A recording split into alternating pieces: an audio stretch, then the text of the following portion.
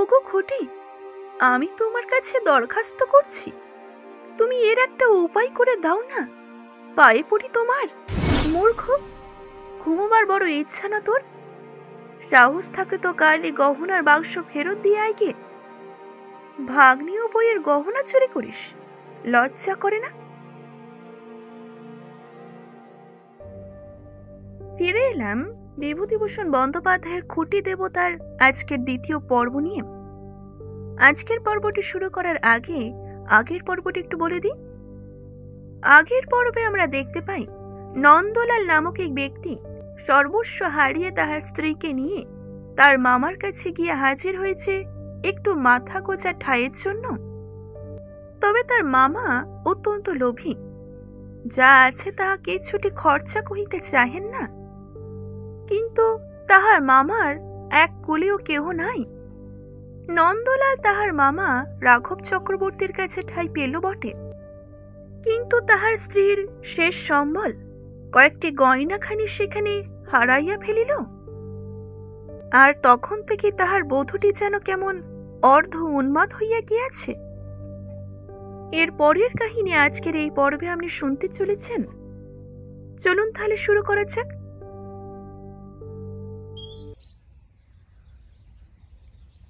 একদিন বউটি মামা শ্বশুরের ঘরে সকালে ঝাড় দিতে ঢুকিয়াছে। মামা শ্বশুর রাঘব চক্রবর্তী তখন ঘরে ছিলেন না। ঘরের একটা কোণ পরিষ্কার করিবার সময় বউটি একখানা কাগজ কুড়াইয়া পাইল। কে যেন দলা পাকাইয়া কাগজখানাকে কোনটাতে ফেলিয়া রাখিয়াছে। কাগজখানা দেখিয়া বউটি অবাক হইয়া গেল। এ যে তার গহনার বাক্সের তলায় পাতা ছিল, পাতলা বেগুনি রঙের কাগজ। শ্যাকরারা এই কাগজে নতুন গহনা মুড়াইয়া দেয়। কাগজখানাও সেইভাবেই পাওয়া, শ্যাকরার দোকান হইতে আসিয়াছিল। সেই থেকেই তাহার গহনার বাক্সের তলায় পাতা থাকিত। এ যে সেই কোন ছেঁড়া বেগুনি রঙের পাতলা কাগজখানি, তাহারই। বউটি কাহকেও কিছুটি বলিল না, এমনকি তাহার স্বামীকেও না। মনের সন্দেহ মুখে কাহকেও সে প্রকাশ করিতে পারিল না। কিন্তু ভাবিয়া ভাবিয়া শেষে তাহার অসুখ হইল। জ্বর অবস্থায় নির্জন ঘরে একা বিছানায় শুইয়া তক্তপোষের একটা বাঁশের খুঁটিকে সম্বোধন করিয়া সে করজোড়ে বারবার বলিত, ওগো খুঁটি, আমি তোমার কাছে দরখাস্ত করছি, তুমি এর একটা উপায় করে দাও না। পায়ে পড়ি তোমার। যে হোক, একটা উপায় তোমায় করতেই হবে। আর কাহকে আমি বলিতে পারি না, তোমাকেই কহিতেছি। বাঁশের খুঁটিটি ছাড়া তাহার প্রাণেরই আগ্রহ ভরা কাতর আকুতি আর কেহই শুনিত না। কতবার রাত্রে দিনে নির্জনে খুঁটিটার কাছে এই নিবেদন সে করিত, কি বুঝিয়া করিত সেই জানে। তাহাদের বাড়ির সামনে প্রকাণ্ড মাঠ, গঙ্গার কিনারা পর্যন্ত সবুজ ঘাসে ভরা। তারপরই খারাপ আর নামিয়া গিয়া জল ছুঁয়েছে। জল সেখানে অগভীর, চওড়াতেও হাত 10-12 মাত্র। পরেই গঙ্গার বড় চট্টা। এই বিশাল মাঠে প্রতিদিন সকাল হয়, সূর্য মাঝ আকাশে দুপুরে আগুন ছড়ায়। বেলা ঢলিয়া বৈকাল নামিয়া আসে, আবার রাত্রের অন্ধকারে চাঁদও ওঠে। পাশের বড় গঙ্গাটা জ্যোৎস্নায় প্লাবিত হইয়া যায়। কিন্তু কখনো কোনো কালে রাঘব চক্রবর্তী বা তাহার কোনো প্রতিবেশীরা এই সুন্দর পল্লী প্রান্তরের প্রকৃতির লীলার মধ্যে কোনো দেবতাকেই তারা কল্পনা করতে পারেন নাই। তবে এতদিনে এই গ্রাম্য বধূটি বৈদিক যুগের মন্ত্রদ্রষ্টা বিদুষীর মতো মনে প্রাণে খুঁটি দেবতার আহ্বান করিল। আমি এই মাঠেই বৈকালে দাঁড়াইয়া কথাটা ভাবিতেছিলাম। কথাটার গভীরতা সেদিন সেখানে যতটা উপলব্ধি করিয়াছিলাম, এমন আর বোধহয় কোথাও করিব না। নন্দলাল তার স্ত্রীর অবস্থা দেখিয়া বড় বিব্রত হইয়া পড়িল। সে স্ত্রীকে যথেষ্ট ভালোবাসিত। নানা রকম ঔষধ, সমস্ত কিছু সে স্ত্রীকে ব্যবহার করাইল। আবার তিরুলের পাগলিকালির বালাও পরাইল। যে যাহা বলে তাহা সে করিত, কিন্তু কিছুতেই কিছু হয় না। বউটি সংসারের সমস্ত কাজকর্ম কেমন অন্যমনস্কভাবে করে। তরকারি পুড়াইয়া ধরাইয়া ফেলে, নয়তো ডালে খানিকটা নুন দেয় বেশি, ভালো করিয়া তাহার সাথে কথাও কহে না। এমনই করিয়া মাস 2 কাটিয়া গেল। শ্রাবণ মাস আসিল। বর্ষার জল নামিয়া বড় গঙ্গা ও ছোট গঙ্গা একাকার করিয়া দিল। দূরের ওই চরটাও ডুবিয়া গেল। এই সময় নন্দলালের আর্থিক অবস্থা অত্যন্ত খারাপ হইয়া উঠিল। হাতে যাহা কিছু ছিল সবই খরচা হইয়া গেল। এইদিকে চাকরিটাও জুটিল না। এইদিকে রাঘব চক্রবর্তী তার ভাগ্নিওকে খুঁটিনাটি লইয়া বকুনি শুরু করিয়া দিল। সে বলিত, কোনো কিছু তো একটা জোগাতে পারলে না বাবা, তা দিন কতক এখন বৌমাকে বাপের বাড়ি রাখোগে, আর তুমি কলকাতায় গিয়া কাজকর্ম করোগে, নইলে আমি আর কি করে চালাই বলো? এই তো দেখছো অবস্থা। নন্দলাল পড়িয়া গেল মহা বিপদে। না আছে চাকরি, না আছে কোনো সম্বল। এইদিকে তাহার অসুস্থ তরুণী বধূ। বীজপুরের কারখানায় কয়েকবার যাতায়াতের ফলে একজন রঙের মিস্ত্রির সঙ্গে বন্ধুত্ব হইয়া গিয়াছিল তাহার। আপাতত তাহার ঘরেই বলিয়া কইয়া বউকে রাখিল। 2টি মাত্র ঘর। একখানা ঘরে মিস্ত্রি একলা থাকে, অন্য ঘরটি নন্দলালকে ছাড়িয়া দিল। মিস্ত্রি যেখানে কাজ করে সেখানে সাহেবকে বলিয়া নন্দলালের জন্য একটি কাজও সে জুটাইয়া দিল। এইদিকে রাঘব চক্রবর্তী কিছুকালের জন্য হাঁপ ছাড়িয়া বাঁচিলেন। হঠাৎই একদিন তিনি অনেকজন মজুরি ধরিয়া বাড়ির উঠান পরিষ্কার করাইতে লাগিলেন। শখ করিয়া একজোড়া হরিণের চামড়ার জুতো কিনিয়া আনিলেন। এমনকি পূজার সময় একবার কাশী বেড়াইতে যাইবার সংকল্প করিলেন। আশ্বিনের প্রথম বর্ষা একটু কমিল।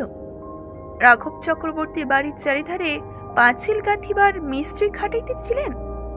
সারাদিন পরিশ্রমের পর গঙ্গায় গা ধুইয়া আসিয়া সন্ধ্যার পরে তিনি শুইয়া পড়িলেন। অত পরিশ্রম করিবার পর তিনি শুইলেন বটেন, কিন্তু ঘুম তাহার আদেও আসিল না। ঘুমাইবার বৃথা চেষ্টায় সারা রাত্রে তিনি ছটফট করিলেন। দিনে মানে ও দুপুরে ঘুমাইবার চেষ্টাও করিলেন, কিন্তু ঘুম আসিল না। সারাদিনের মজুরি খাটিবার ফলে শরীর তার গরম হইয়াছে, কাজে সেই দিন রাত্রিবেলাতেও তাহার ঘুম হইল না।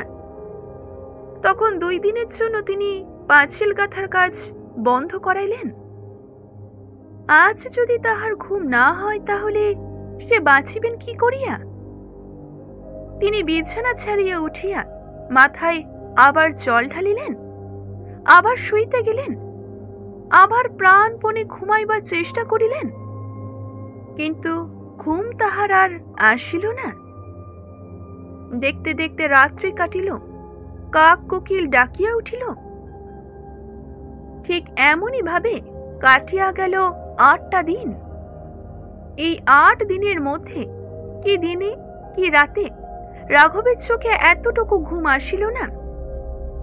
তবে এর চিকিৎসা তখনও চলিতেছিল। গ্রামের বৃদ্ধ শিব কবিরাজ তাহাকে বলিলেন, শোনো বাপু, তোমার এই রোগটা হয়েছে কিয়া ওই মানসিক। ঘুম যে হবে না এ কথা শোয়ার আগে ভাবো কেন বাপু? খুব সাহস করে মনে জোর নিয়ে ঘুমাবে। আজকে ঘুমাবো, আজকে ঠিক ঘুম হবে, এরকম করে দেখো দেখি। কবিরাজের পরামর্শ মতো রাঘব সন্ধ্যার পর পুরনো দিনের মতো রন্ধন করিয়া আহার করিলেন। তারপর ঠান্ডা জলে হাত পা ও মুখ ধুইয়া শয়ন করিতে গেলেন। মনে মনে স্থির করিয়া গেলেন আজকে তাহার নিশ্চয়ই ঘুম হইবে। কিন্তু বালিশে মাথা দিয়াই বুকটা কেমন যেন করিয়া উঠিল তাহার। ঘুম যদি না হয়? পরক্ষণই মন হইতে সেই কথা দূর করিয়া ভাবিল, কেন হইবে না, নিশ্চয়ই হইবে। পূর্বের মতোই সে পড়িয়া থাকিয়া চোখ বুঝিয়া ঘুমাইবার চেষ্টা করিল, কিন্তু এইবারও তাহার ঘুম আসিল না। বিছানার মধ্যে ছটফট করতে লাগলেন রাঘব। হঠাৎ তিনি বিছানার ওপর উঠে বসলেন। কি সব আবোল তাবোল ভাবছিল উনি। কত রাত হলো, ওটা আবার কিসের শব্দ? বীজপুরের কারখানার ভোরের বাঁশির শব্দ নাকি? সে তো রাত 4টের সময় দেয়, তাহলে কি এখন রাত 4টে বাজছে? না না, অসম্ভব। কি ভাবছেন উনি? তাকে ঘুমাতে হবে, এইবার তিনি ঘুমোবেন। অল্প একটু ঘোর আসিয়াছিল কিনা কে জানে।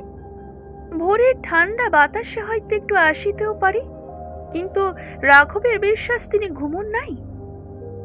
তবে একটা ব্যাপার ঘটিল। তিনি সেই অল্প ঘড়ির মধ্যেই দেখিলেন তাহার খাটের পাশের বাঁশের খুঁটিটা যেন ধীরে ধীরে একটা বিরাট মূর্তি ধারণ করেছে, আর তাহার মাথার কাছে আসিয়া ব্যঙ্গের সুরে তাহাকে বলিল, মূর্খ, ঘুমোবার বড় ইচ্ছা না তোর? সাহস থাকে তো কালে গহনার বাক্স ফেরত দিয়ে আয় গে। ভাগ্নীয় বইয়ের গহনা চুরি করিস, লজ্জা করে না? হঠাৎই বীজপুরের কারখানার বাঁশির শব্দে রাঘবের ঘোর কাটিয়া গেল। চারিদিকটা যেন ফর্সা হইয়া আসিয়াছে।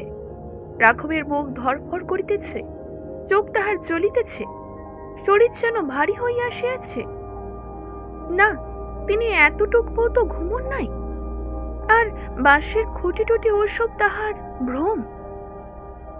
কিন্তু ঠিক একই স্বপ্ন রাঘব পরপর 2 দিন দেখলেন, ঠিক একই সময়ে ভোররাত্রে। আর অন্যদিকে বীজপুরের সেই কারখানার বাঁশির আওয়াজও তখনই বেজে ওঠে। তিনি স্পষ্ট জানেন তিনি ঘুমন নাই, তবে স্বপ্ন কোত্থেকে আসিল? এমনই একদিন বীজপুরের বাসায় নন্দলাল ছিল না, শুধু ছিল তাহার স্ত্রী। হঠাৎই রুক্ষ চুল, জীর্ণ চেহারায় মামা শ্বশুরকে বাসায় ঢুকতে দেখিয়া চমকে উঠিল বউটি। মাথায় ঘোমটা টানিয়া সে উঠিয়া দাঁড়াইল।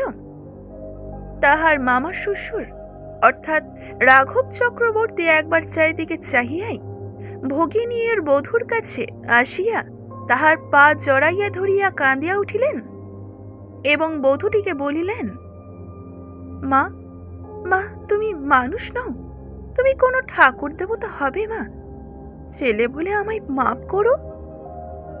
তারপর মামা শ্বশুর পুটুলি খুলিয়া সকল গহনা বধূর হাতে তুলিয়া দিলেন। এক মুহূর্তের জন্য সেখানে থাকিতে রাজিও হইলেন না, শুধু একটি কথা বলিয়া গেলেন, মাগো, আমার ভাগ্নের কাছে কি বলিব, তাহার মুখ আমার নাই। তুমি আমার মা, তোমার কাছে লজ্জা নেই। এরপর 5-6 মাস কেটে গেল। রাঘব চক্রবর্তীর গুরুতর অসুস্থতার খবর পাইয়া নন্দলাল স্ত্রীকে লইয়া গরুর গাড়ি করিয়া তাহাকে দেখিতে আসিল। ইহারা যাইবার দিন 7 পরই রাঘবের মৃত্যু হইল। মৃত্যুর পূর্বে তিনি তাহার যাহা কিছু জমি জমা সব উইল করিয়া ভগিনী ও বধূকে দিয়া গেলেন, কিছু পোতার সন্ধানও দিয়া গেলেন। এছাড়া নন্দলালের স্ত্রীকে কাছে বসাইয়া নিজের স্বপ্ন বৃত্তান্ত তিনি বলিয়া গেলেন। তিনি বলিলেন, এই যে মা দেখছ ঘর, এই যে দেখছো বাঁশের খুঁটি, এর মধ্যে দেবতা আছেন মা, বিশ্বাস করো আমার কথা। সবকিছু শুনিয়া বধূটি চমকাইয়া উঠিল। এ তো তাহার সেই ঘর, সেই বাঁশের খুঁটিখানি। রাঘবের মৃত্যুর পরে 16-17 বছর কাটিয়া গেল। নন্দলাল তাহার মামার ভিটেতে সংসার পাতিয়া বাস করিতেছিল। বধূটি ছেলে মেয়েদের মা হইয়া সচ্ছল গৃহিণীপনা করিতে লাগিল। প্রথম জীবনে দুঃখ কষ্টের কথা এক প্রকার ভুলিয়াই গেল বধূটি, সঙ্গে তাহার সেই খুঁটি দেবতার কথাও বোধহয় ভুলিয়াছিল। এমনই বছর 17 যাইবার পর নন্দলালের স্ত্রী মারা গেল। নন্দলালের বড় ছেলের তখন বিবাহ হইয়াছে, বধূ ঘরে আসিয়াছে। বিবাহের বছর 4 মধ্যেই বধূটি দুরন্ত ক্যান্সার রোগে আক্রান্ত হইয়া পড়িল। ক্যান্সার হইল তাহার জিহ্বায়, ক্ষতক্রমে গভীর হইতে লাগিল। কত রকম চিকিৎসা করা হইল, কিন্তু কিছুতেই উপকার দেখা গেল না। সে এতটাই যন্ত্রণায় কাতর হইয়া পড়িয়াছিল যে সকলে দেখিয়া তাহার মৃত্যু কামনা করিত। কিন্তু বছর কাটিয়া গেল বটে, কিন্তু তাহার মৃত্যু হয় নাই। বউটি তাহার শাশুড়ির কাছে খুঁটি দেবতার গল্প শুনেও নাই, আর জানিতেও না। একদিন সে সারা রাত রোগের যন্ত্রণায় ছটফট করিতেছিল। তখন শ্রাবণ মাস, শেষ রাতের দিকে ভয়ানক বৃষ্টি নামিল। ঠান্ডাও তখন খুব। বাহিরে তখন বাতাসও বহিতেছে। পাশ ফিরিয়া শুইতেই তাহার একটু তন্দ্রা আসিল। তাহার মনে হইল পাশের খুঁটিটা বুঝি আর খুঁটি নাই। তাহাদের গ্রামে শ্যামরায়ের মন্দিরের শ্যামরাই ঠাকুর যেন সেখানে দাঁড়াইয়া মৃদু হাসিতেছেন। ছেলেবেলা হইতো কতবার সে শ্যামরায়কে দেখিয়াছে, কতবার বেল ফুলের মালা গাঁথিয়া সে নিজে হাতে ঠাকুরকে দিয়াছে। শ্যামরায়ের মূর্তি তাহার অপরিচিত নয়, যেমনই সুন্দর তেমনই সুঠাম। বিশ্বাসে মানুষের রোগ সারে। হয়তো বধূটির ক্ষেত্র তাহাই ঘটিয়াছিল, হয়তো সবটাই তাহার মনের কল্পনা। রাঘব চক্রবর্তীর মতোই এই বধূটিরও মনে দেবতার সৃষ্টি হইয়াছিল। অবশ্য যার কাছে যেমন ভাবে ভগবান অবতীর্ণ হন, সত্য কি মিথ্যা জানি না, তবে খুঁটি দেবতা সেই হইতেই ওই অঞ্চলে প্রসিদ্ধ হইয়া আছেন। এখানে শেষ করছে আজকের এই গল্পটি। আজকের এই গল্পটি যদি ভালো লেগে থাকে অবশ্যই একটি লাইক করবেন, শেয়ার করবেন এবং কেমন লাগলো জানাতে ভুলবেন না। ধন্যবাদ।